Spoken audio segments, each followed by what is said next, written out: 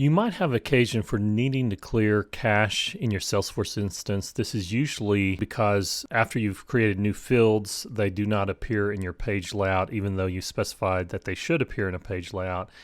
And you can go into session settings inside of setup. I've searched for that previously.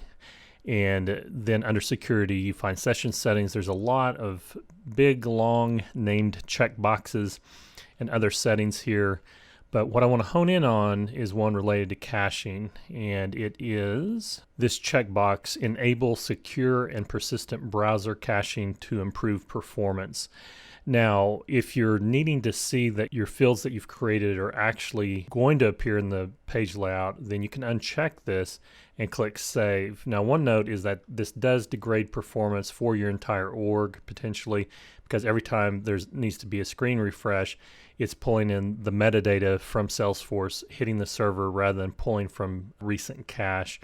So if you need to clear your cache in your Salesforce org, you can uncheck this and click Save. And then as long as you don't have any performance complaints, you could keep that as the case.